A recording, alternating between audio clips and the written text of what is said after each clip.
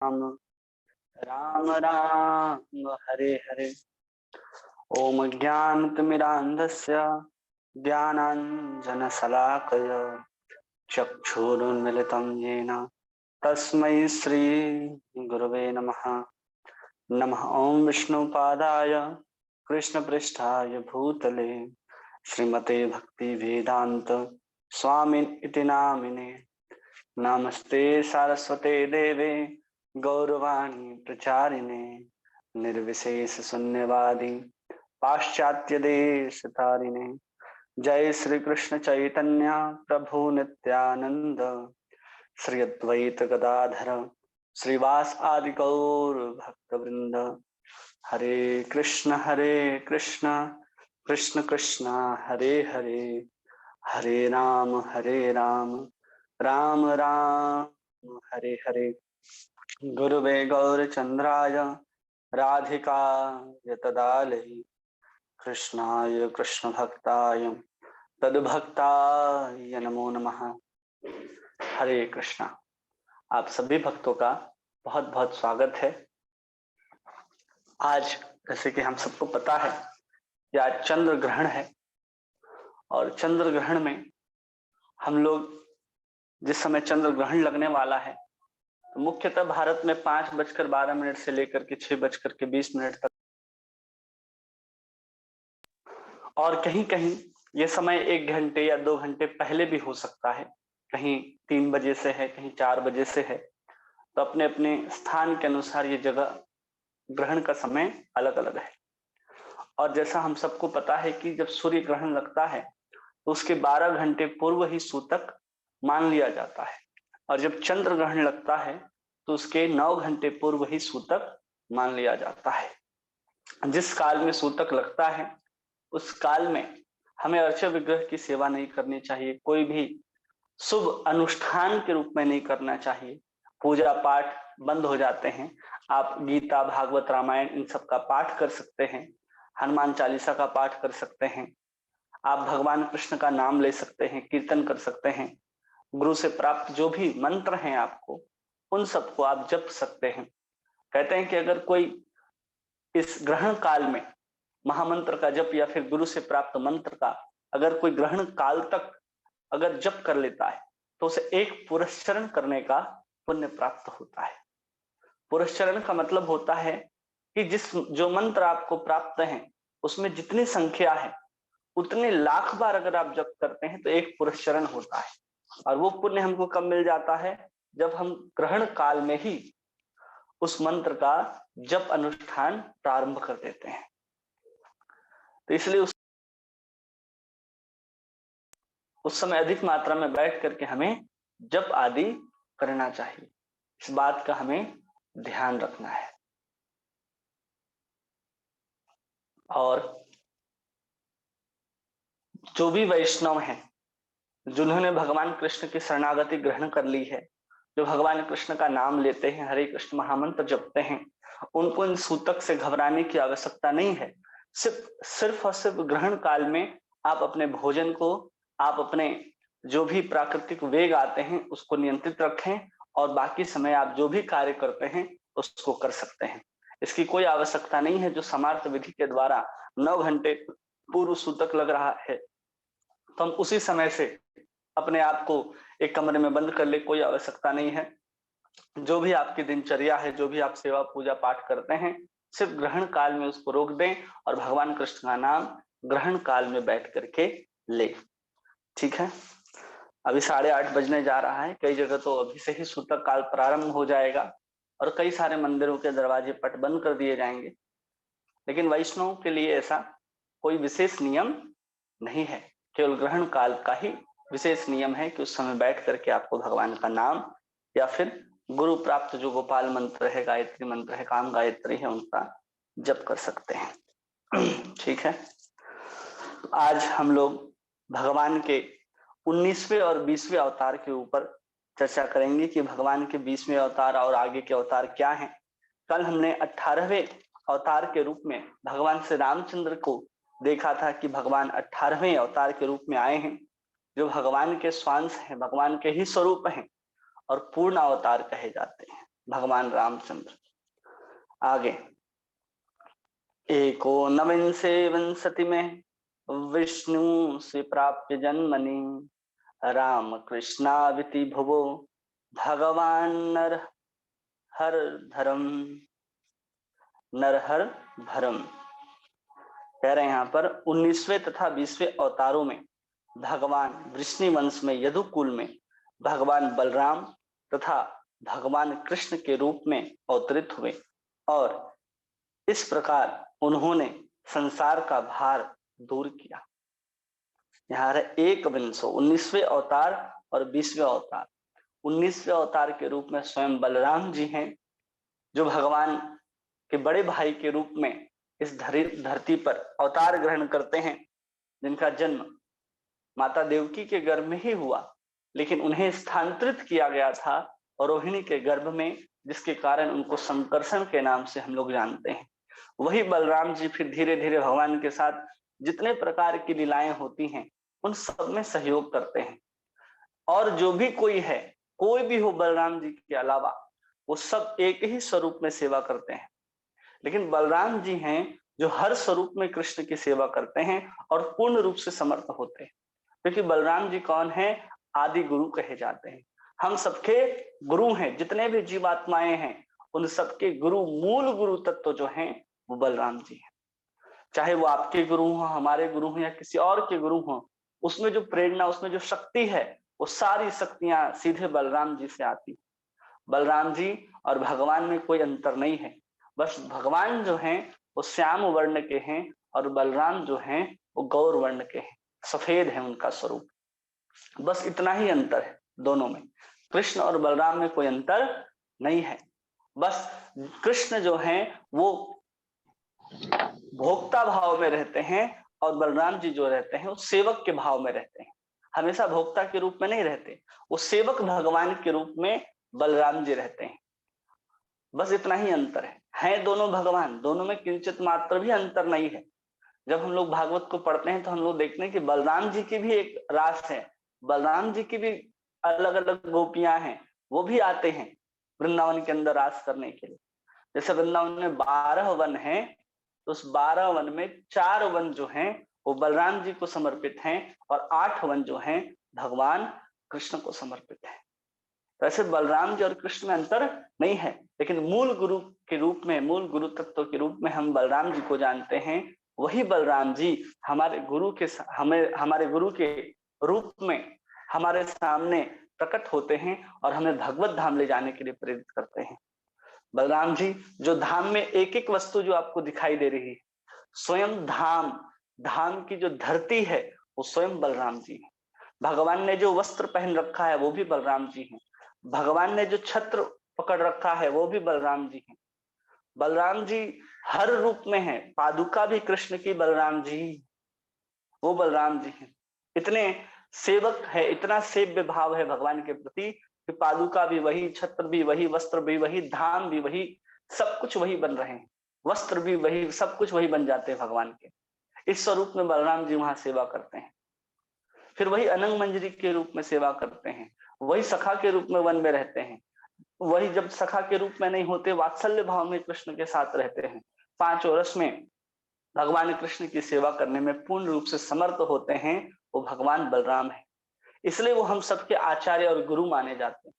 वही हमें शिक्षा देते हैं, वही हमें ट्रेनिंग देते हैं कि कैसे हमें भगवान कृष्ण की सेवा करनी। वही बलराम जी धीरे धीरे वन आदि में गमन करते हैं, फिर प्रलंबासुर, धेनुकासुर आदि का उद्धार करते हैं, फिर दुर्योधन के गुरु बनते हैं। दुर्योधन के गुरु बनने के बाद जब महाभारत का युद्ध होता है, सब छोड़ करके चले जाते हैं तीर्थ यात्रा में। उधर रोमहर्षण सूत को व्यास गद्दी से उठ करके प्रणाम न करने के दोष के कारण एक तिनके से उनके प्राणांत कर देते हैं और फिर उनके पुत्र उग्र श्रवासूत को पूरा का पूरा भागवत, पूरा का पूरा पुराण वेद आदि का ज्ञान अपने मन शक्ति से उसको प्रदान करते हैं और आशीर्वाद प्रदान करते हैं। फिर वही बलराम जी आगे चल करके फिर द्वारिका पहुंचते हैं जब महाभारत का युद्ध समाप्त हो चुका होता है। ये सब पूरा जो बलराम जी की ही लीलाएं हमको देखने के लिए मिलती हैं, जो हम लोग भागवत में 10वें स्कंद में बहुत विस्तार से पढ़ने वाले हैं। और फिर हैं विसंति में वृष्णि विषय प्राप्त जन्मनि। और भगवान कृष्ण जो हैं वो 20वें अवतार के रूप में जन्म लेते हैं। संसार का भार दूर किया भगवान नरहरद भरम। कौन सा भार? इतने बार 17 बार जरासंध ने आक्रमण किया, हर बार भगवान कृष्ण उसको पराजित करते थे, उस सेना को ले आता था। इतना महाभारत का युद्ध भगवान कृष्ण ने बिना शस्त्र उठाए हुए इतने बड़ी सेना का संहार कर दिया।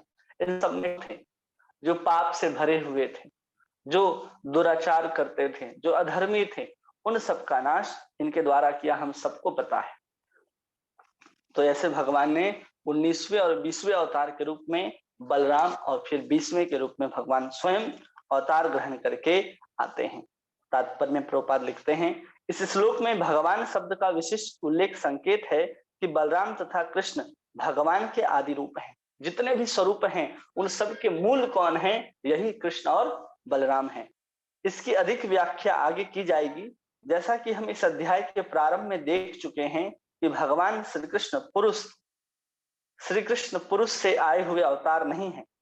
भगवान श्री कृष्ण जो हैं वो पुरुष से आए हुए अवतार नहीं है, ये स्वयं साक्षात परमेश्वर हैं। और बलराम भगवान के प्रथम पूर्णांश हैं। बलदेव के आगे पूर्णांश की श्रृंखला का विस्तार होता है। भगवान कृष्ण ही बलराम के रूप में अपना प्रथम पूर्णांश के रूप में विस्तार करते हैं। तो बलराम जी ही अपना विस्तार वासुदेव, संकर्षण, अनिरुद्ध और प्रद्युम्न के रूप में करते हैं। और भगवान श्री कृष्ण वासुदेव हैं और श्री बलदेव संकर्षण हैं। इस चीज को हमें पता होना चाहिए। श्लोक संख्या 24, इसमें किस अवतार का वर्णन है? ततो कलो संप्रवृत्ते सम्मोहाय सुरद्विषाम बुद्धो नामनम अंजन सुत विकटेषु भविष्यति। कह रहे हैं यहाँ पर कि तब भगवान ने कलयुग के प्रारंभ में गया प्रांत में अंजना के पुत्र बुद्ध के रूप में उन मनुष्यों को मोहित करने हेतु प्रकट होंगे जो श्रद्धालु आस्तिकों से ईर्ष्या करते हैं। अब यहाँ पर भगवान बुद्ध की चर्चा हो रही है और भगवान बुद्ध का जन्म स्थली यहाँ पर कहा जा रहा है और माता का नाम बताया जा रहा है। बुद्धो नामना अंजना सुतः। भगवान बुद्ध का माता जी का नाम क्या है? अंजना। और हम लोग जो पढ़ते हैं, हम लोगों ने जो अब तक पढ़ा है कि उसमें क्या नाम है भगवान का, और हम लोग पढ़ते हैं कि भगवान का जन्म कहाँ हुआ? लुम्बिनी नेपाल में हुआ। यहाँ तो नेपाल कहा ही नहीं जा रहा, यहाँ स्पष्ट रूप से कहा जा रहा है किकटेषु भविष्यति, गया प्रांत में हुआ, गया प्रांत में जन्म हुआ। किकटेषु इसलिए कहा जाता है कि एक वर्णन आता है किकट कि जो बिहार, झारखंड, बंगाल, ये जो प्रदेश थे, इस प्रदेश को लोग शुभ नहीं मानते थे। जो बाकी प्रदेश के जो लोग हैं, यहाँ आने के बाद उनको स्नान आदि करके शुद्धि की प्रक्रिया निभानी पड़ती, क्योंकि इस प्रांत को इतना शुभ नहीं मानते थे, इसलिए इसको किकटेषु भी कहा जाता है। और यहाँ पर ही जन्म हुआ भगवान बुद्ध का, गया में। जहां पर जन्म हुआ है लुम्बिनी में, वो गौतम बुद्ध कोई और हैं, वो भगवान बुद्ध नहीं है। भगवान बुद्ध का जन्म गया में ही हुआ है और उन्हें ज्ञान भी उसी बोधि वृक्ष के नीचे प्राप्त हुआ है। ये लगभग 2500 वर्ष कलयुग के बीतने के बाद यहाँ पर अवतार ग्रहण करते हैं बुद्ध के रूप में। और किसके लिए अवतार ग्रहण करते हैं? तो कहते हैं कि सम्मोहाया सर्वसाम, कि जिन्होंने आस्तिकों से ईर्ष्या करना प्रारंभ कर दी थी, उन लोगों को मोहित करने के लिए, जो वेदों के नाम पे अपना ही लाभ उठाते थे, वेद के नाम पर बलि देना, वेद के नाम पर हिंसा करना। जितने भी पुजारी आदि थे, जितने भी ऊपर के लोग थे, बुद्धिमान वर्ग, वो सब वेदों को अपने हिसाब से लेकर के चलने लगे थे। तब उनको मोहित करने के लिए उन्होंने नकार दिया इन वेदों को, इन शास्त्रों को, और कह दिया ना आत्मा है ना भगवान है, सीधे निर्वाण को प्राप्त करो। वहां पर आत्मा और परमात्मा की बात नहीं की जाती है, शरीर खत्म और सब कुछ खत्म। ऐसे भगवान बुद्ध ने सबको शिक्षा दी। इसलिए जब हम लोग पद्म पुराण आदि का जब अध्ययन करते हैं तो पता चलता है कि भगवान ने स्वयं उन लोगों को मोहित करने के लिए आए, क्योंकि वो लोग अगर वेद की ही गलत व्याख्या करेंगे तो हम वेद को लेकर के कैसे समझाएंगे। इसलिए भगवान बुद्ध ने क्या किया, वेद को ही हटा दिया और कह दिया कि हम लोग क्या करेंगे, अपदीपो भवः, दीप की तरह जलो। तो उन्होंने केवल तपस्या और साधना के माध्यम से निर्माण का मार्ग सबको दिखाया है। इसलिए कभी भी भगवान बुद्ध की जो शिक्षाएं हैं उन सबको हम लोग पालन नहीं कर सकते। स्वयं भगवान हैं लेकिन उनकी शिक्षा को हम लोग ग्रहण नहीं कर सकते। उनकी शिक्षा को ग्रहण करके हम भगवत धाम नहीं जा सकते हैं। भगवान बुद्ध को हम लोग पूजा अर्चना कर सकते हैं लेकिन उनकी शिक्षा मान्य नहीं है। अब उसको तात्पर्य में प्रभुपाद जी बहुत अच्छे से विस्तार करते हैं, तो उसको हम लोग देखेंगे। श्री भगवान के शक्तिशाली अवतार बुद्ध गया बिहार प्रांत में अंजना के पुत्र के रूप में प्रकट हुए और उन्होंने अहिंसा की अपनी स्वयं की विचारधारा का उपदेश दिया। अहिंसा के विचारधारा का उपदेश भगवान बुद्ध ने दिया है और वेदों द्वारा अनुमोदित पशु बलि तक की भर्त्सना की। उसमें जो पशु बलि है उसकी भर्त्सना की। जिस समय भगवान बुद्ध प्रकट हुए तब जन सामान्य नास्तिक था और पशु मांस को सर्वोपरि स्थान देने लगा था। जब भगवान बुद्ध ने अवतार ग्रहण किया उस समय पूरा का पूरा जो जनमानस था वो नास्तिक था। वो केवल और केवल किसी को भी मार करके खाना चाहता था अपने स्वाद के लिए, अपने पेट की उदर पूर्ति के लिए वो किसी को मारना चाहता था। उसे पता ही नहीं था कि पेड़ में भी जान होते हैं, पशु में भी जान होते हैं, सब में जान होते हैं। तो उसको कैसे शिक्षा दी जाए ऐसे नास्तिक लोगों को। तो उस समय भगवान बुद्ध जन्म लेते हैं और वो क्या करते हैं, वैदिक यज्ञों के बहाने प्राय प्रत्येक स्थान पशुवध केंद्रों का में बदल गया था और बिना किसी प्रतिबंध के पशुवध किया जाता था। भगवान बुद्ध ने दीन पशुओं पर दया करके अहिंसा का उपदेश दिया। उन पशुओं को बचाने के लिए भगवान बुद्ध प्रकट होते हैं और उन्होंने अहिंसा का उपदेश दिया। उन्होंने कहा कि वैदिक नियमों में विश्वास नहीं करते। उन्होंने पशुवध के कारण होने वाले मनोवैज्ञानिक दुष्प्रभावों में पर बल दिया। उन्होंने वैदिक नियमों पर विश्वास नहीं किया। उन्होंने सीधा सीधा क्या कहा,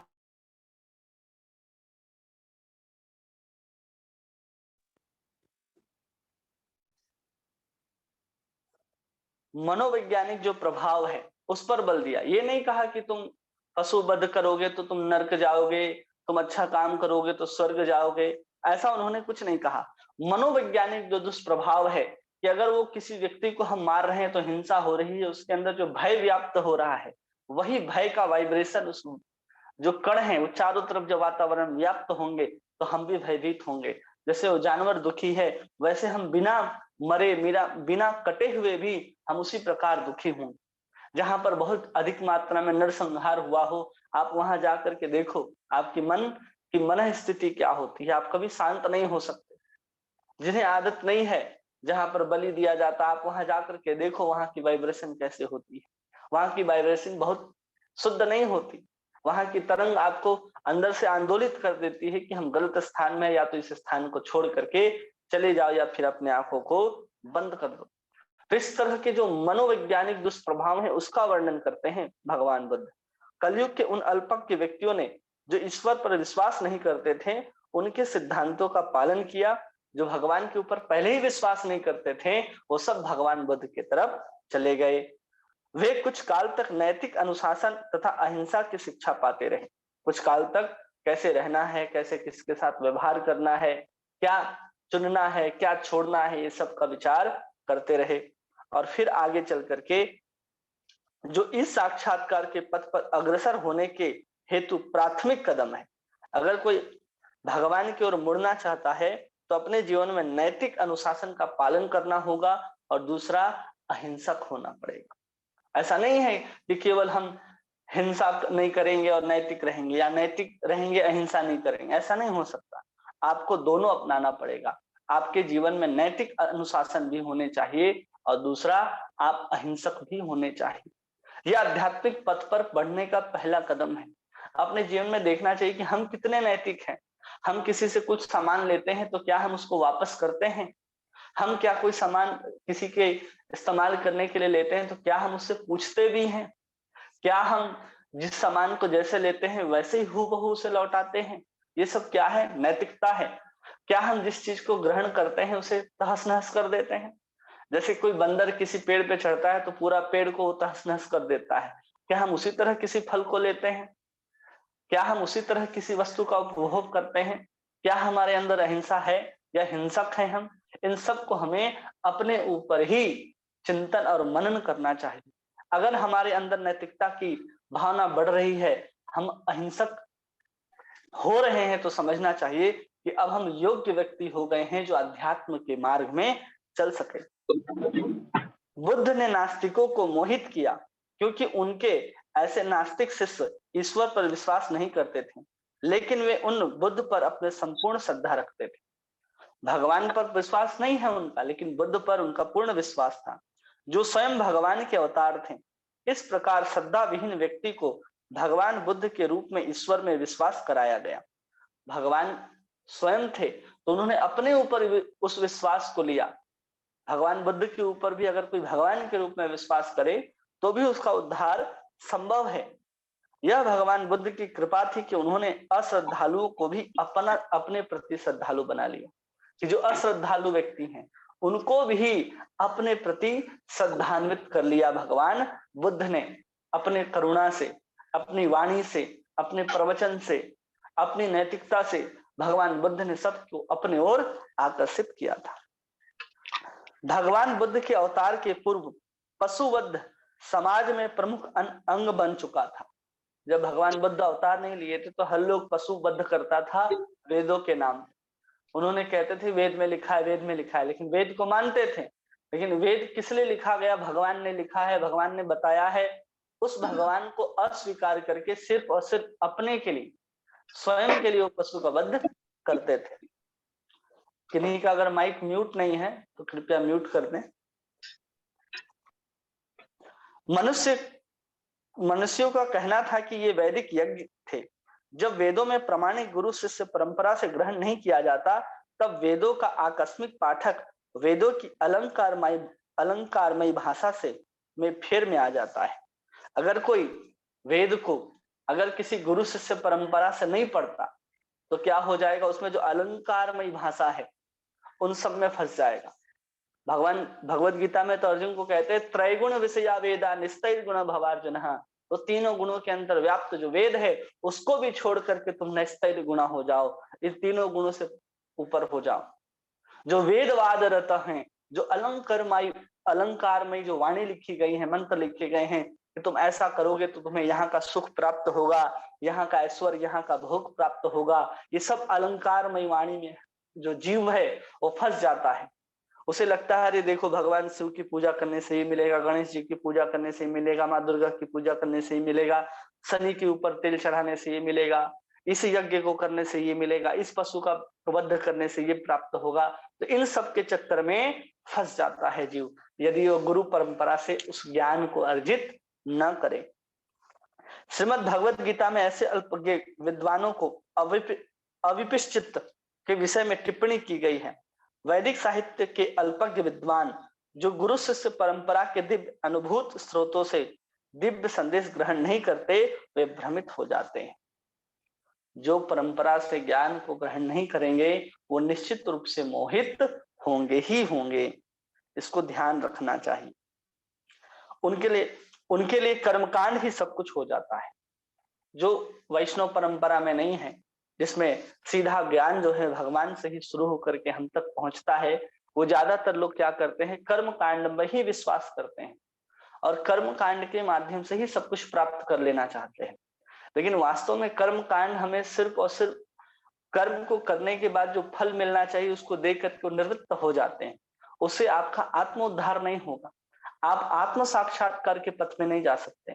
आपको गाड़ी चाहिए, बंगला चाहिए, पुत्र चाहिए, पत्नी चाहिए, स्वर्ग चाहिए, ये सब कुछ प्राप्त हो सकता है, लेकिन आप कभी भी भगवान का साक्षात्कार उस कर्म कांड के माध्यम से नहीं कर सकते। उनके ज्ञान की गहराई नहीं रहती। भगवत गीता के अनुसार वैदेश्च सर्वे अहम एव वेद्यो, वेदों के समग्र प्रणाली मनुष्य को क्रमशः श्री भगवान के पथ पर ले जाने वाली। जो भगवान ने वेद की रचना की है वो क्रमशः जैसे लोग होते हैं उसके अनुसार उनको भगवान तक ले जाता है। जिसके अंदर कोई श्रद्धा नहीं है उसको भी श्रद्धा जागृत करके अपनी ओर खींचती है कि तुम्हें संसार की वस्तु चाहिए तो तुम ऐसे ऐसे कर्म करो, तो वो कर्म कांड के रूप में आ जाता है। फिर उस कर्म कांड से धीरे धीरे अपने कर्म के ऊपर ही विश्वास कर लेता है कि हम कर्म करेंगे और भगवान को देना पड़ेगा, वो सकाम कर्मी बन जाता है। और वो सकाम कर्म करते करते जब थोड़ी सी उसको पता चलता है कि कर्म तो हमें और बांध ही रहा है, तो निष्काम कर्म करने लग जाता है। और निष्काम कर्म करने से उसके अंदर ज्ञान की जागृति होती है, और उस ज्ञान की जागृति होने के बाद वो फिर ध्यान योग करने लग जाता है, ज्ञान योग के स्तर पर आता है, और फिर अंत में भक्ति को प्राप्त करके भगवान को प्राप्त करता है। तो ऐसे अलग अलग स्तर हैं, कोई किस स्तर पर है हम स्पष्ट रूप से देख सकते हैं। जिसकी पूर्ण श्रद्धा भगवान कृष्ण के ऊपर है, भगवान का नाम लेता है, वो सब समझना चाहिए कि भक्ति योगी है। लेकिन जब हम भगवान कृष्ण की पूजा अर्चना करके भी हम बहुत सारे कर्म कांडों में उलझे रहे कि थोड़ा सा ये भी कर ले, थोड़ा सा वो भी कर ले, तो समझना चाहिए कि हमारा पूर्ण विश्वास कृष्ण के ऊपर नहीं है। हमें पूर्ण विश्वास कृष्ण के ऊपर होना चाहिए तब जाकर के हमारी भक्ति जो है वो सर्वोपरि कही जाएगी। नहीं तो हम कहीं ध्यान योगी के, कहीं सकाम कर्मी के, या फिर हम कर्म कांड के स्तर पर तो नहीं है। हमें ये देखना चाहिए, भगवत गीता में इसकी विस्तार से चर्चा की गई है कि कौन सा व्यक्ति किस कर्म को करता है, कौन कर्म कांडी है, कौन सकाम कर्मी है, कौन निष्काम कर्मी है, कौन भक्ति योगी है, कौन ज्ञान योगी है, कौन ध्यान योगी है, ये सब पता चलता है। अगर कोई किसी भी स्तर का हो, सीधा अगर भक्ति को चुन लेता है तो सीधा लिफ्ट के माध्यम से भगवान तक पहुंच सकता है, अन्यथा वो कर्मबद्ध विकास करके भगवान की भक्ति को प्राप्त करेगा। पहले वो कर्म कांड में उलझा रहेगा हजारों जन्मों तक, फिर सकाम कर्म में उलझा रहेगा, फिर निष्काम कर्म करेगा जन्म जन्म तक, तब जाकर के उसके अंदर ज्ञान की जागृति होगी। उस ज्ञान के माध्यम से वो आत्मा परमात्मा को समझने लगेगा, फिर उस ज्ञान के माध्यम से वो ध्यान करेगा, फिर ध्यान के बाद पता चलेगा कि ब्रह्म से ऊपर भी भगवत तत्व है। उस भगवत तत्व की प्राप्ति करने के लिए भक्ति की आवश्यकता है। भक्त्या माम अभिजानाति यावन्न चास्मि तत्वतः। तो कह रहे हैं भगवान कि केवल और केवल भक्ति के द्वारा मुझे जाना जा सकता है। फिर वो भक्ति को करना आरंभ करता है। इसलिए भगवान कहते हैं बहुनाम जन्मनामन्ते ज्ञानवान माम प्रपद्यन्ते, कि जो बहुत जन्मों तक ज्ञान के खोज में लगा रहता है और जो पूर्ण ज्ञान मिल जाता है कि वासुदेवम सर्वमिति स महात्मा सुदुर्लभा, वो बहुत दुर्लभ होता है कि कोई भगवान की भक्ति कर रहा हो। इसलिए आज के समाज में देखेंगे कि भक्त कम दिखाई देंगे और कर्म कांडी आपको ज्यादा दिखाई देंगे, क्योंकि बहुत सारा वेद में ऐसे ऐसे वाक्य लिखे हैं, बहुत सारे इतने सारे मंत्र उसमें भरे पड़े हैं, जिसमें आपको लगता है कि कर्म कांड ही वेद का प्रमुख विषय है। वास्तव में वेद का प्रमुख विषय है भगवान तक पहुंचना, भगवान को प्राप्त करना, और भगवान को भक्ति के माध्यम से ही प्राप्त किया जाता है। लेकिन सब कहाँ पड़े हैं? कर्म कांड में पड़े हैं। वो थोड़े से ऊपर उठते हैं तो ध्यान में लग जाते हैं कि हम ध्यान करेंगे, जबकि ध्यान के माध्यम से हम भगवान को पूर्ण रूप से प्राप्त नहीं कर सकते, क्योंकि वो पूर्ण है ही नहीं, क्योंकि भक्ति ही स्वयं पूर्ण है भगवान को प्राप्त करने और कराने में, अन्यथा और कोई भी साधन हमें भगवान तक नहीं ले जा सकता है। वैदिक साहित्य की समस्त रूपरेखा ही है परमेश्वर, आत्मा, दृश्य जगत और इनके संबंध को जानना। पूरा का पूरा वैदिक साहित्य किसके लिए लिखा है? परमेश्वर कौन है, आत्मा कौन है, दृश्य जगत क्या है, इन सबको और इनके संबंध क्या है आपस में, इसको जानने के लिए ही पूरा का पूरा वेद पुराण आदि लिखे गए हैं। यह संबंध ज्ञात हो जाता है कि सापेक्ष कार्य आरंभ होता है और कार्य के फलस्वरूप जीवन का परम उद्देश्य भगवान के धाम वापस जाने के लिए सरलता से संपन्न हो जाता है। अगर हम अपने संबंध को जान लें कि हम भगवान कृष्ण के अंश हैं और अंश होने के कारण हमें अंशी की सेवा करनी है, इस दृश्य जगत में हमें सिर्फ और सिर्फ अपनी इच्छा की पूर्ति करने के लिए डाला गया है, और यहाँ पर हम इच्छा को पूर्ण करते हुए करोड़ों जन्म से भटक रहे हैं, लेकिन हमारी इच्छा कभी भी पूर्ण नहीं हो रही है। अगर हम इच्छा को कृष्ण की ओर मोड़ दें तो हमारी इच्छा भी पूर्ण हो जाएगी और हम कृष्ण के पास वापस चले जाएंगे। दुर्भाग्यवश वेदों के अनधिकारी विद्वान शुद्धिकरण संस्कारों के प्रति अत्यधिक लुब्ध रहते हैं, जिससे सहज प्रगति बाधित हो जाती है। वेदों में बहुत सारे अनधिकारी विद्वान होते हैं, जो बहुत सारे शुद्धिकरण संस्कारों के बारे में लिखा गया है कि आप इतने शुद्ध हो जाओगे तो यहाँ पहुंच जाओगे, इतने शुद्ध हो जाओगे तो यहाँ पहुंच जाओगे। तो उसके प्रति वो इतने लोभित हो जाते हैं कि सबको प्रचार करने लगते हैं कि तुम ये करा लो, ये कर लो, ये कर लो। जो कोई ज्योतिष में विद्वान बन जाता है तो वो बोलता है कि तुम ये अंगूठी पहन लो, ये रत्न पहन लो, ये माला पहन लो, ये सब चलने लगता है। कोई वास्तु का विद्वान बन जाता है तो आपके घर में ऐसा दोष है, आप इस स्थान पे रहते हो, आपका कमरा इधर होना चाहिए, आपका बिस्तर इधर होना चाहिए, इन सब में लग जाते हैं। कोई कर्म कांड में विद्वान बन जाता है तो ये पूजा पाठ करा लो, ये करा लो, वो हवन करा लो, ये जप करा लो, ये सब में लग जाते हैं। ऐसे नास्तिक प्रवृत्ति वाले मोहग्रस्त मनुष्य के लिए भगवान बुद्ध आस्तिकता के प्रतीक हैं। और ऐसे जो नास्तिक लोग थे उनके लिए भगवान बुद्ध कौन थे? एक आस्तिकता के प्रतीक हैं। इसलिए उन्होंने सर्वप्रथम पशुवध करने की प्रवृत्ति को रोकना चाहा। इसलिए सबसे पहले उन्होंने पशुवध को रोका। पशु के हत्यारे भगवान के धाम वापस जाने की दिशा में हानिकारक तत्व है। अगर कोई हिंसा करता है तो भगवत धाम जाने का अधिकारी नहीं है, खास करके अगर पशुवध करता है तो। पशुवध करने वाले दो प्रकार के होते हैं। कभी कभी आत्मा को भी पशु या जीव कहा जाता है। प्रभुपाद कितना अच्छा समझा रहे हैं कि पशुवध करने वाले दो प्रकार के होते हैं, पशु या जीव। कभी कभी आत्मा को भी पशु कहा जाता है। हम आत्मा को भी क्या कहा जाता है? पशु कहा जाता है। अतः पशुओं का वध करने वाले एवं आत्मा के स्वरूप को भूल जाने वाले दोनों को ही पशुवधक कहते हैं। एक तो हम सीधा किसी बकरे को, मुर्गे को, इन सब जानवरों को काट रहे हैं तो भी हम पशुवध कर रहे हैं। और दूसरा पशु का अर्थ होता है आत्मा, जो अपने आप को शरीर अपने आप को आत्मा के स्वरूप में न जान करके शरीर के रूप में ही समझता है कि मैं शरीर हूं, उसको भी यहाँ पर पशु वध ही किया कहा जा रहा है कि वो भी कौन है? पशुवधक ही है। यहाँ पर जितने भी लोग हैं अपने आप को शरीर मानकर ही कर्म करते हैं, और जो लोग अपने आप को शरीर मान करके कर्म करते हैं, चाहे वो किसी जानवर के वास्तविक रूप में हत्या करें या न करें, वो पशुवधक कहे जाएंगे, क्योंकि उन्होंने अपने आत्मा को इस संसार के चक्कर में बार बार बांध रखा है। हम भी पशु ही हैं। हमारे अंदर जो आत्मा है, जीव है, उसको पशु ही कहा जाता है। अगर वो बार बार 84 के चक्कर में, बार बार जन्म मृत्यु जरा व्याधि के चक्कर में जाएगा तो समझना चाहिए कि हम इस संसार में रहने की अवधि को बढ़ा रहे हैं। हम किसी बकरे को मार देते हैं, किसी मुर्गे को मार देते हैं, तो उसका परिणाम क्या होता है कि हम उसकी जो संसार में रहने की वृत्ति है, उसकी जो मुर्गे की योनि है, उसको हम बार बार रिपीट कर रहे हैं। वो आपके मारने के बाद फिर उसको मुर्गे के शरीर में आना ही पड़ेगा, और फिर कई बार जब तक उसकी आयु जब तक खत्म नहीं होती तब जाकर के उसकी मृत्यु होगी, और फिर वो कर्मबद्ध विकास के रूप में उसको अगली योनि प्राप्त होगी। मुर्गा से हो सकता है वो जानवर बने, हो सकता है वो इंसान बने, लेकिन आप उसके कार्य में बाधक बनते हैं। उसी प्रकार हम जीवात्माओं को भी पशु कहा जाता है, और हम पशुओं का काम है कि हम भगवान को प्राप्त करें। और हम भगवान को प्राप्ति के कार्य को छोड़ करके जब अन्यत्र कार्यों में लग जाते हैं तो समझना चाहिए कि हम भी अपने जीवन के इस धरती पर, इस भौतिक जगत की अवधि को बढ़ा रहे हैं। महाराज परीक्षित ने कहा है कि केवल पशुवध करने वाले को ही भगवान का दिव्य संदेश का स्वाद नहीं मिल पाता, अतः भगवत मार्ग की शिक्षा दी जानी है। उन्हें सर्वप्रथम उपयुक्त विधि से पशुवध की क्रिया को बंद कराना सीखना होगा। यह कहना अल्पज्ञता है कि पशुवध को आत्म साक्षात्कार से कुछ लेना देना नहीं है। कोई कहता है कि हम किसी जानवर को मार करके खाएं, इससे कोई मतलब नहीं है कि हमारा आत्म साक्षात्कार हो या ना हो।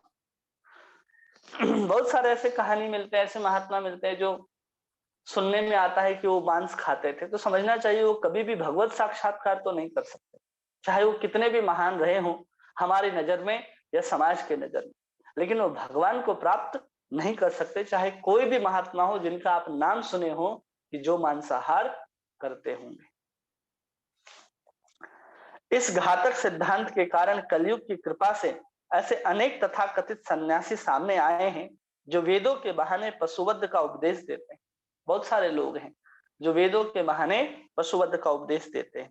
इस विषय की व्याख्या भगवान चैतन्य तथा मौलाना चांद काजी साहिब के वार्ता के पूर्व में कही जा चुकी है।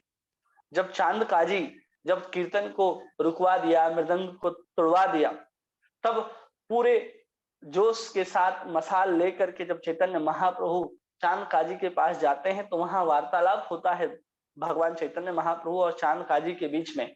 कुरान में कैसे पशुवध है, वेद में कैसे पशुवध दिया गया है, और दोनों में श्रेष्ठ क्या है, किस चीज का पालन कब करना चाहिए, कैसे क्या लिखा है, उसका मतलब क्या होता है। जैसे प्रभुपाद जी ने यहाँ पशु का अर्थ जीव कर दिया, हो सकता है वहां भी हो, लेकिन हम पशु के रूप में गाय बकरे इन सबको ले लेते हैं, जो कि हमारी मूर्खता है। इसलिए यहाँ पर कहा गया है कि महाप्रभु ने चांद काजी के सामने उपदेश दे चुके हैं। वेदों में वर्णित पशु यज्ञ पशुवध केंद्र को अनियंत्रित पशु हत्या से भिन्न है। वेदों में जो वर्णित पशु यज्ञ है वो अनियंत्रित पशु हत्या से भिन्न है। वेद में दिया गया है कि आप कैसे किसी पशु की हत्या करके उसको खा सकते हैं। तो कहा जाता है कि आप कोई काली जी का मंदिर हो जो आपके गांव से शहर से दूर हो, वहां पर जाकर के आप पूरे वेद के विधि विधान के द्वारा जब उसकी आप बलि देते हैं और बलि के बाद जब उसको खाते हैं तो आपको उसी स्थान पर पका करके खाना है, तब जाकर के अपने गांव में आपको प्रवेश करना है। लेकिन आप किसी मटन शॉप में, मीट शॉप में जाते हैं, वहां काट करके ले आते हैं, तो ये क्या हो गया, अनियंत्रित हो गया। कोई भी जा रहा है, लाइन में खड़ा है, लेकर के आ गया, तौल तौल के लेकर के आ रहे हैं। जबकि वहां पर विधि विधान से जब कोई करने का प्रयास करेगा तो अपने आप जो पशु की हत्या है वो कम हो जाएगी। लोग सोचेंगे अरे इतने सारे बकरे, इतना दक्षिणा, इतना काम, ये सब कुछ करना पड़ेगा, इतना सब कुछ करके खाना होगा, तो वो लोग बचेंगे उसको करने के लिए। इसलिए पशुवध के लिए कुछ छूट भी दी गई, लेकिन आजकल उस छूट का पालन कोई नहीं करता। सब सीधे मटन शॉप से पूरा ऑर्डर करते हैं ऑनलाइन और पहुंच जाता है आपके पास। वो किसके लिए है, जो तमोगुणी लोग हैं, राक्षसी प्रवृत्ति के लोग हैं, उनके लिए दिया गया है। क्योंकि वेद जो है हर किसी व्यक्ति के लिए है। ऐसा नहीं कि ब्राह्मण है वही, उन्हीं का वेदों में अधिकार है, वही उस चीजों का पालन कर सकते हैं। नहीं, जो तमोगुणी है, जो राक्षस प्रवृत्ति के लोग हैं या चांडाल प्रवृत्ति के लोग हैं, उनके लिए भी वेदों में जो नियम दिए गए हैं उन सब के लिए विधिविधान बताए गए हैं। क्योंकि असुर लोग या वैदिक साहित्य के तथाकथित पंडित वेदों में पशुवध का साक्ष्य प्रस्तुत करते हैं, इसलिए भगवान बुद्ध ने बाह्य रूप से वेदों के प्रमाण को अस्वीकार कर दिया।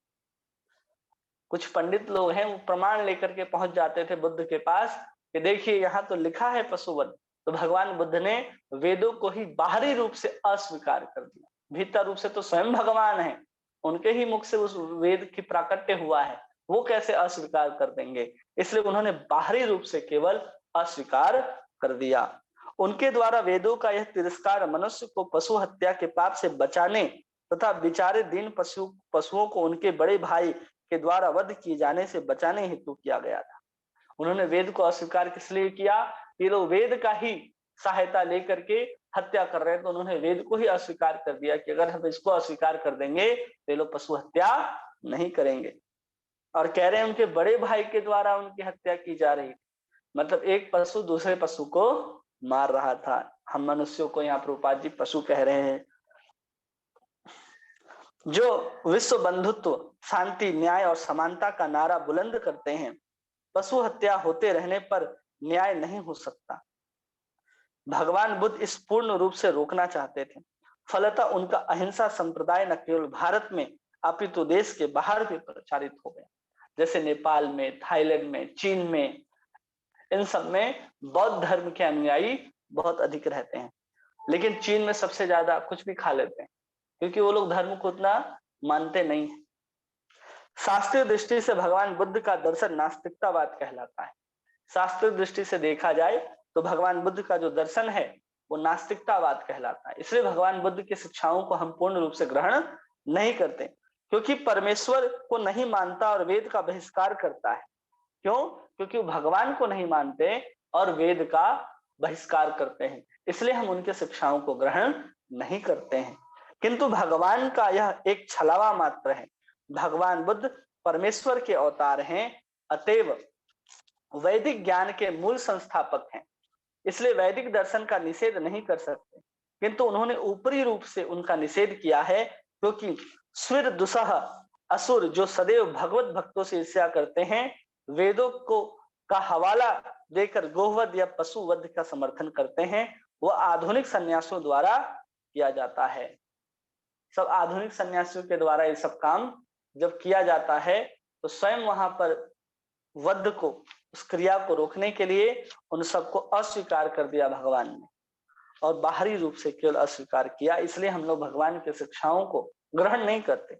जो वेद से ना हो, जो शिक्षा वेद से ना आती हो, उसको हम अस्वीकार करेंगे, चाहे वो भगवान ही स्वयं क्यों ना देते हो। उसी तरह चैतन्य महाप्रभु जब आए तो ऐसा नहीं है कि उन्होंने हरे कृष्ण महामंत्र स्वयं से बना करके दिया। कलि संतरण उपनिषद में स्पष्ट लिखा है कि यदि षोडशकम नाम नाम कलि कल्मष नाशम नातो परतर उपाय सर्व वेदेषु दृश्यते, ऐसा कलि संतरण उपनिषद कहता है। तो उसको प्रमाण दे करके हमें कहते हैं कि हरे कृष्ण कृष्ण कृष्ण हरे हरे, हरे राम राम राम हरे हरे, इस मंत्र का हमें सदैव जप करते रहना चाहिए, वो भी शास्त्र के प्रमाण के अनुसार। इसलिए हम ग्रहण करते हैं। अगर कोई आए और वेद के अनुसार, शास्त्र के अनुसार, पुराण के अनुसार अपनी बात को न कहे और मन माने ढंग से कहने लग जाए तो उसकी बात को हम अस्वीकार कर देंगे, यहां तक कि उसे हम नास्तिक भी घोषित कर सकते हैं। भगवान बुद्ध ने वेदों के प्रमाण को ही सर्वथा निषेध किया, यह मात्र सैद्धांतिक है। यदि ऐसा न होता तो भगवान के अवतार न स्वीकार किया, उन्हें भगवान का अवतार स्वीकार किया गया होता, न ही वैष्णव आचार्य जयदेव कवि ने दिव्य गीतों में उनकी पूजा की होती। अगर ऐसा नहीं होता तो उनकी पूजा क्यों करते। जयदेव गोस्वामी तो स्वयं भगवान बुद्ध को भगवान के रूप में कहते हैं कि जो मोहित करने के लिए, जब आप पढ़ेंगे दशा अवतार स्तोत्र तो उसमें स्पष्ट रूप से वर्णन आता है, जयदेव गोस्वामी वर्णन करते हैं कि बुद्ध भगवान क्यों अवतार लेकर के आए। किसी के पास है दशा अवतार स्तोत्र जयदेव गोस्वामी का? 263 देखिए, यहां पर लिखते हैं दशावतार स्तोत्र में,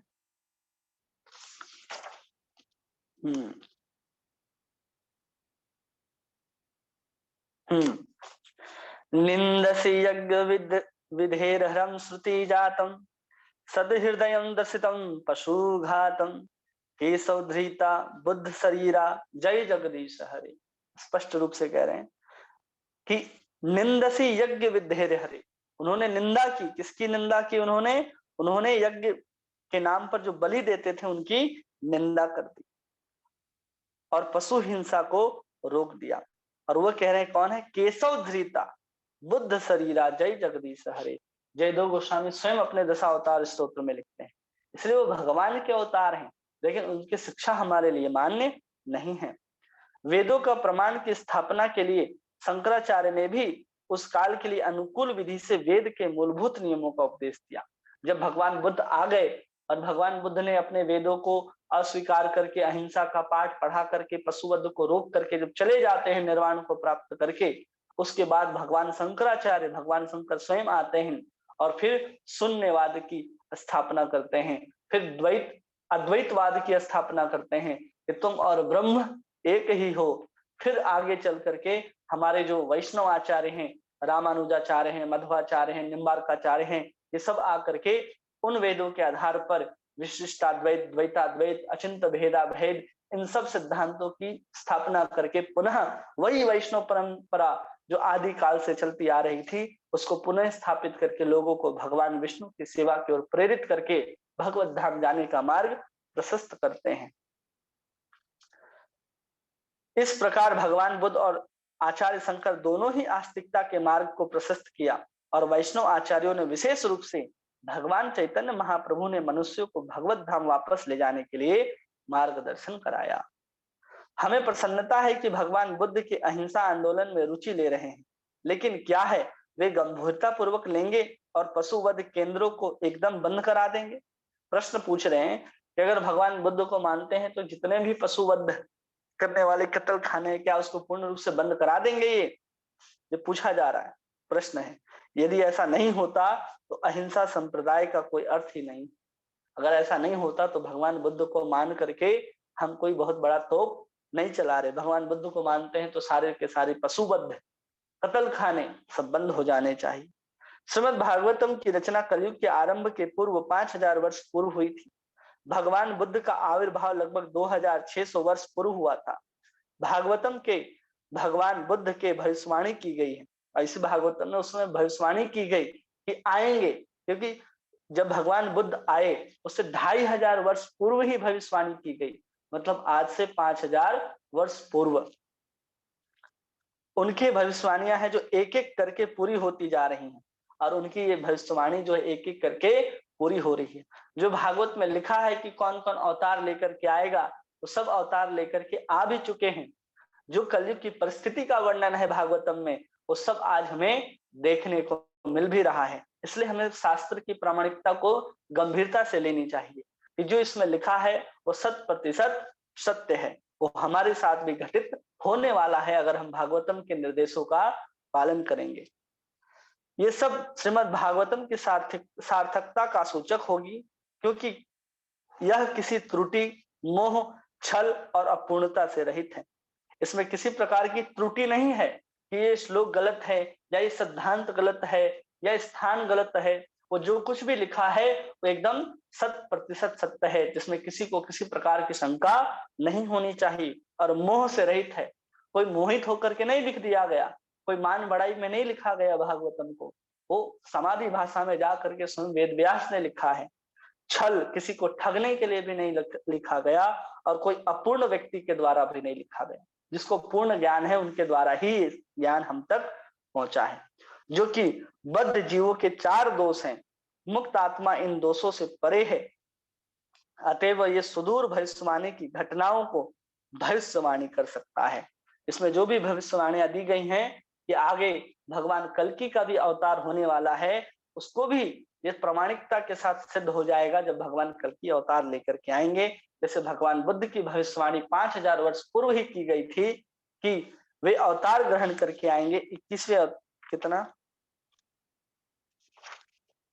वे अवतार ग्रहण करके आएंगे यहाँ पर 21वें अवतार के रूप में, और आखिर 24वें अवतार के रूप में स्वयं कल्कि आएंगे। ये सब पूर्ण हो गया क्योंकि एक भविष्यवाणी को हम लोगों ने सत्य होते देख लिया है, क्योंकि भगवान बुद्ध आकर के चले भी गए हैं। इसलिए भगवान बुद्ध को हमें ठीक से समझना होगा। हम जिस बुद्ध की बात करते हैं वो लुम्बिनी में जन्म हुआ है उनका, नेपाल में, वो अलग है। और भगवान बुद्ध जिनका जन्म गया में हुआ है, जिनकी माता का नाम अंजना है, इनका जन्म गया में ही हुआ है, 2500 वर्ष पूर्व हुआ है, वही भगवान है। बाकी तो बहुत सारे बुद्ध हुए, बुद्ध को प्राप्त करने वाले जो भी हैं वो सब बुद्ध कहे जाते हैं। और गौतम बुद्ध को भी उसी महाबोधि वृक्ष के नीचे बैठ करके ज्ञान प्राप्त हुआ। इसलिए बहुत लोग कंफ्यूज हो जाते हैं कि भगवान बुद्ध कौन है और गौतम बुद्ध कौन है। भगवान बुद्ध भगवान के अवतार हैं जिनका जन्म गया में आज से लगभग 2600 वर्ष पूर्व हुआ, और जिसकी हम लोग बात करते हैं, जिसने क्या देख लिया, जिसने जन्म मृत्यु जरा व्याधि को देखा, जो राजा का पुत्र था, वो नेपाल में उसका जन्म हुआ था, वो गौतम बुद्ध है और ये अलग है। ठीक है, इन्हीं का कोई प्रश्न है? हरे कृष्ण प्रभु जी, दंडवत प्रणाम। दंडवत प्रणाम जी प्रभु जी, आज ही पता चला कि गौतम बुद्ध अलग है और बुद्ध भगवान अलग है। क्योंकि हम लोग पढ़े सेम हियर सुनीता माता जी, मुझे भी आज पता चला कि गौतम बुद्ध अलग है और ये अलग है। जी, तब हम लोग पहले वही मानते थे, वही है बुद्ध भगवान।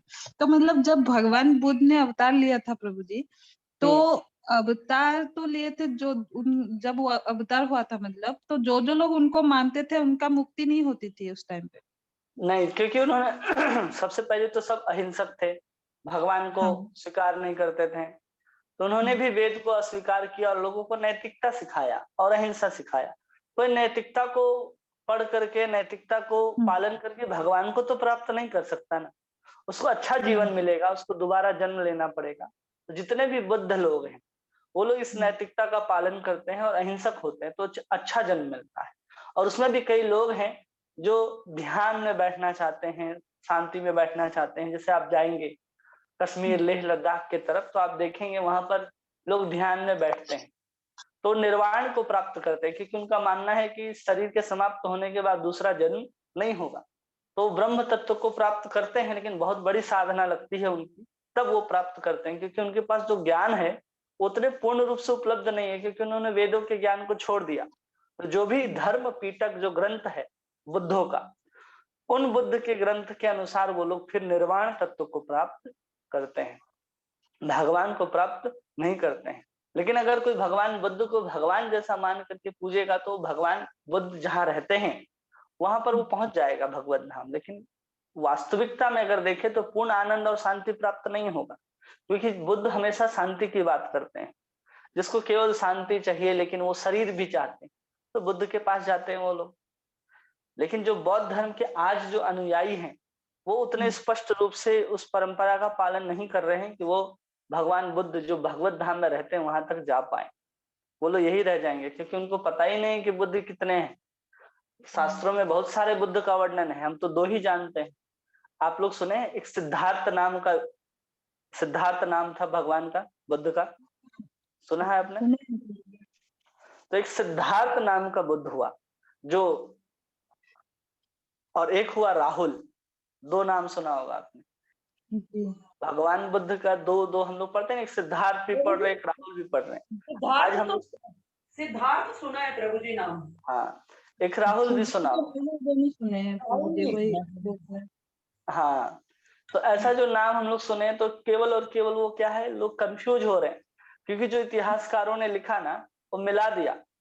कि हम लोग बचपन में एक स्टोरी पढ़े कि सिद्धार्थ नाम के जो थे, जो आगे जाकर के बुद्ध बने, तो उसमें हम पढ़ते हैं कि एक हंस को उन्होंने तीर लग गया था तो उसके पीछे पीछे गए थे, उनकी आंख से आंसू निकल रहा था। तो ये सब हम लोग पढ़े हैं।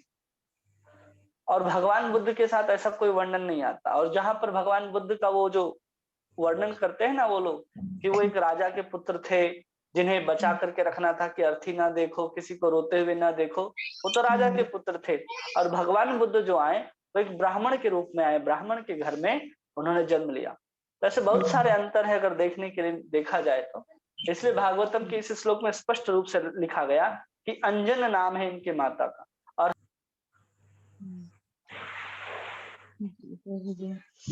एक प्रश्न था प्रभु जी, जैसे भगवान का शरीर जो सत्चित आनंद है ना, तो फिर उनका जो वो कच्छप अवतार मुझे समझ में नहीं आया, जैसे खुजली के वजह से उनको मतलब वो अवतार लेना कंफ्यूज पड़ा। हो जाता। हाँ, तो वैसे थोड़ा सा कंफ्यूजन होता है लोगों का, इसलिए आप गूगल में सर्च करेंगे ना कि उनका माता पिता का नाम क्या, तो यशोधरा और ऐसे कुछ मिलता है अलग अलग नाम। और यहाँ पर उनके माता जी का नाम अंजन दिया जा रहा है। तो ऐसे बहुत सारे अंतर देखने के लिए हम लोगों को मिलते हैं। ठीक है जी प्रभु जी। हरे कृष्णा प्रभु जी। हरे कृष्णा प्रभु जी, मेरा दूसरा प्रश्न था। हाँ बोलिए ना। जो भगवान का शरीर सतचित आनंद से था, आनंद है मतलब, तो उनको जो कच्छप अवतार लेना पड़ा वो खुजली के वजह से लेना पड़ा, आप बोले थे। तो हाँ, ऐसा साधु संत लोग बताते हैं कि भगवान को खुजली करने का इच्छा हुआ तो उन्होंने कच्छप के रूप में अवतार ग्रहण कर लिया। अब भगवान को जब गाय के पीछे दौड़ना था तो उन्होंने यहाँ पर आ रहे हैं और उस स्वरूप में दौड़ रहे हैं। अच्छा, मतलब लीला है ये भगवान। सब लीला है। जैसे वराह भगवान है वो भी लीला ही है, कच्छप अवतार है वो भी लीला है, मत्स्य अवतार है वो भी लीला ही है। जब जैसा जरूरत पड़ता है भगवान वैसा स्वरूप में आ जाते हैं। और भगवान के इतने सारे स्वरूप हैं, जैसे हम 84 लाख योनि कहते हैं ना, कि हम मनुष्य को, हम जीवात्माओं को 84 लाख योनि में अलग अलग शरीर मिलते हैं, वैसे हम भगवान के अलग अलग स्वरूपों की कल्पना भी नहीं कर सकते कि 84 लाख होंगे या 84 लाख से कितने अनंत कोटि ज्यादा होंगे, इतने सारे स्वरूप हैं।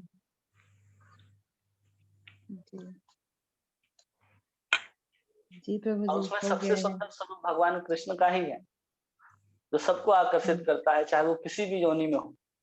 जैसे वृंदावन की लीला में हम लोग देखते हैं गाय भी मोहित है, बंदर भी मोहित है, मोर भी मोहित है, गंगा भी बहना, यमुना भी बहना भूल जा रही है, गोवर्धन भी स्थिर हो जाते हैं, पेड़ भी झुक जाते हैं, पत्थर भी पिघल जाते हैं, सब मोहित है जहाँ, तो कृष्ण का ही स्वरूप है। जी प्रभु जी, धन्यवाद। हरे कृष्णा। हरे कृष्णा। और किन्हीं का कोई प्रश्न? हरे कृष्णा, दंडवत प्रणाम प्रभु। वो गौतम बुद्ध तो जीव वध को रोकने के लिए आए थे ना प्रभु? हाँ प्रभु, वही उद्देश्य है उनका ना। हाँ, और यहाँ तो पर मैंने गौतम बुद्ध ने ऐसे कहना होगा, भगवान बुद्ध। भगवान बुद्ध। हाँ, गौतम बुद्ध अलग है और भगवान बुद्ध अलग है। एक लाल गोविंद प्रभु से हम सुने थे एक बार यही बात कथा, जो आप अभी बताए वही कथा बोले। निक्की को बोलो बराबर उठ के आ जाए बेटा। हरे कृष्ण। तो हरे कृष्णा। और किन्हीं का कोई प्रश्न? हरे कृष्णा प्रभु जी। हरे कृष्णा। जैसे प्रभु जी, ये भी तो किसी ने प्रथा चलाई होगी ना कि पशु वध करें, बलि दें, हिंसा करें, तो भगवान मतलब देवी देवता ऐसी मनोकामना पूर्ण करते हैं, तो ये भी तो कहीं से आया होगा ना प्रभु जी? ये वेद में ही है लिखा हुआ मंत्र, कहीं से आया नहीं। अच्छा। वेद में है, लेकिन उसके अलग नियम होते हैं। अगर उसमें लिखा है कि आप पशु वध करो, तो अच्छा। आप पशु को जब वध करते हैं किसी यज्ञ में, तो उसी समय उसको मनुष्य का शरीर प्राप्त हो जाता है, उसी क्षण। आज के ब्राह्मणों में इतने सामर्थ्य या आज के मंत्रों में इतनी सामर्थ्य कहाँ है कि लोग उसका पाठ करें और जिसका वध किया गया उसको तुरंत मनुष्य के योनि या फिर उसे स्वर्ग प्राप्त हो जाए। आप तो जी उस बकरे को रोते हुए देखते हैं, उसको हाँ जी। तकलीफ होते देखते हैं, लेकिन उस समय जब बलि दिया जाता था तो लोग उसके शरीर से आत्मा ऐसे ही निकाल लेते थे, अच्छा उसको थोड़ी प्रभु जी। तलवार से काट दिया जाता था। हाँ जी प्रभु जी। तो उतना सामर्थ्य होना चाहिए, तब जाकर के वो सब थे। और फिर जो एकदम तामसिक प्रवृत्ति के लोग थे, वो मांसाहार करते थे। अब उनको मांसाहार की अनुमति देनी पड़ेगी, नहीं तो अनियंत्रित रूप से वो मांस खाएंगे। तो वेद ने उसको भी अपने पास रखने के लिए अनुमति दे दी, लेकिन उसके लिए भी अगर वो मांस खाते हैं तो उसको मांस खाने की सजा जो है, पशुवध की सजा जो है, वो मिलेगी ही मिलेगी।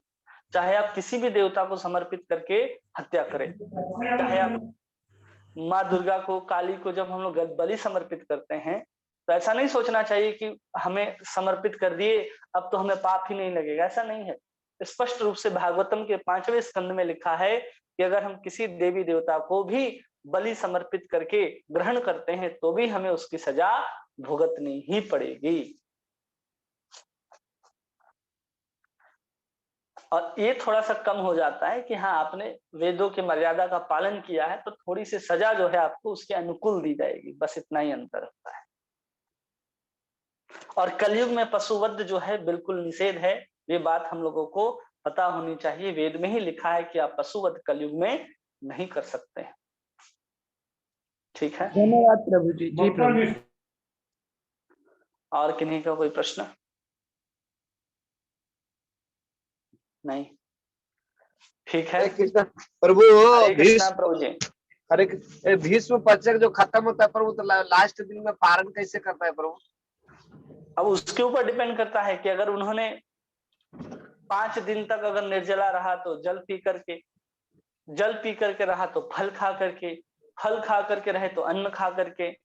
अगर दूध पंचगव्य पी करके वो भीष्म पंचक किए हैं तो उसे फल आदि लेकर के ही अपने व्रत को तोड़ना चाहिए, भगवत प्रसाद के साथ ही।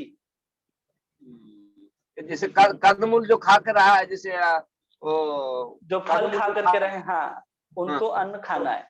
और 5 दिन तक अगर वो केवल अन्न ही कंदमूल ही खाए हैं तो सबसे अच्छा है मूंग दाल की खिचड़ी बनाइए, भगवान को भोग लगाइए और दही के साथ उसको बैठ करके खाइए।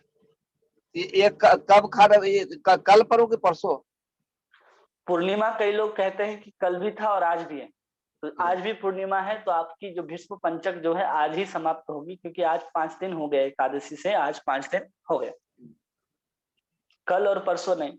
आज कई लोग आज भी कर लेते हैं और कई लोग कल भी करते हैं। तो जब आपका 5 दिन हो जा रहा है उस दिन आप छठे दिन इस कार्य को कर सकते हैं, भीष्म पंचक की समाप्ति। ज्यादातर आज ही भीष्म पंचक की समाप्ति होगी, जब ग्रहण काल समाप्त होगा उसके बाद। ठीक है, ओके, हरे बोल, हरे कृष्ण। ठीक है। हरे कृष्णा कृष्ण कृष्णा हरे हरे, हरे राम राम राम हरे हरे। वाञ्छा कल्पतरुभ्यश्च कृपा सिन्धुभ्येव च पतितानां पावनेभ्यो वैष्णवेभ्यो नमो नमः। अनंत कोटि वैष्णव वृंद की जय। श्री श्री राधा रमन लाल की जय। श्री श्री राधा दामोदर भगवान की जय। आज कार्तिक का आखिरी दिन है, तो पवित्र दामोदर मास में आज सब लोग जब भी समाप्त होगा आज का ग्रहण तो सब लोग दीपदान को करेंगे, दामोदर अष्टकम को, गोपी गीत का पाठ करके आज के आखिरी जो कार्तिक मंत्र है, कार्तिक का महीना है, उसको समाप्त करें। ज्यादा से ज्यादा नाम ग्रहण करें। इसी के साथ आप सबका बहुत बहुत धन्यवाद। गौर निताय भगवान की जय। निताय गौर प्रेमानंदे। हरि हरि बोल। हरे कृष्णा। हरे कृष्णा प्रभु जी, दंडवत प्रणाम। दंडवत प्रणाम। हरे कृष्णा प्रभु जी, दंडवत प्रणाम। हरे कृष्ण प्रभु जी, दंडवत प्रणाम। हरे कृष्णा। हरे दंडवत कृष्ण प्रणाम। प्रभु जी, दंडवत प्रणाम। दंडवत प्रणाम।